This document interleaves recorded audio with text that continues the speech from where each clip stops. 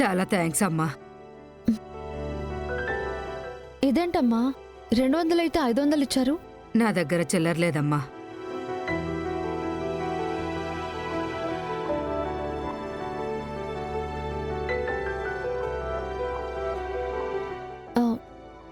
చిరు, నీ దగ్గర ఒక 100 ఉంది కదా, ఇలా ఇవ్వు.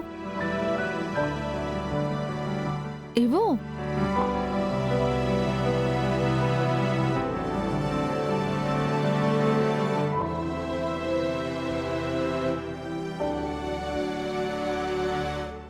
పాపా, ఈ 100 మాత్రం ఇయ్యను నేను. కావాలంటే ఈ 500 తీసుకో. చిల్లర కావాలని కదా అడిగింది. నాకు 100 చాలు, ఇలా ఇవ్వు. పాపా, పోతే పోయినదిలే, ఈ 500 ఇచ్చేస్తా. అదేంటయ్యా, చిల్లర ఉంది కదా, ఇవ్వడానికి ఏమైంది? లేదులేమ్మా,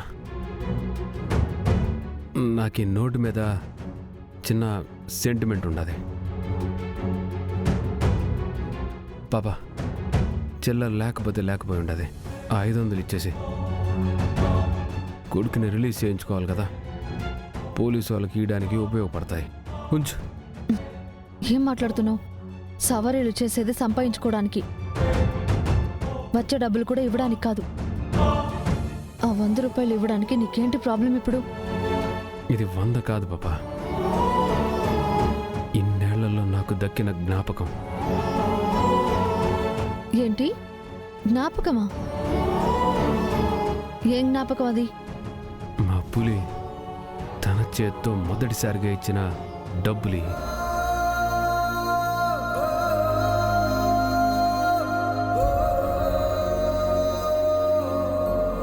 తీసుకో.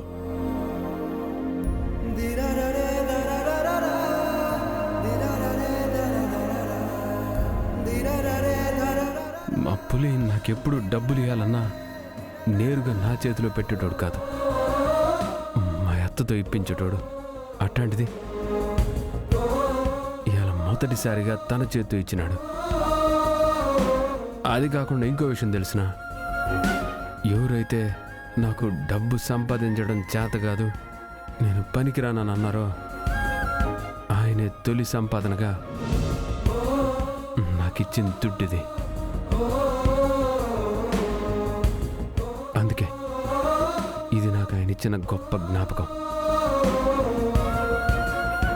దీన్ని నట్టిస్తుంది చెప్పు. మావయ్య గారంటే నువ్వు ఇంత ఇష్టపడతావు, ఆయన కొట్టినా నిన్ను తాకాడు అని ఆనందపడతావు. కానీ ఆయనేమో నిన్ను ప్రతి విషయంలోనూ శత్రువులా చూస్తారు. అయినా నువ్వు ఇంకా ప్రేమ పెంచుకుంటూనే ఉన్నావు. నిన్నెలా అర్థం చేసుకోవాలో నాకు అర్థం కావట్లేదు చిరు.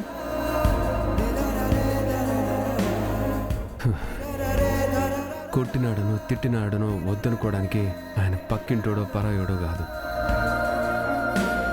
ప్రాణం ఇచ్చినోడు.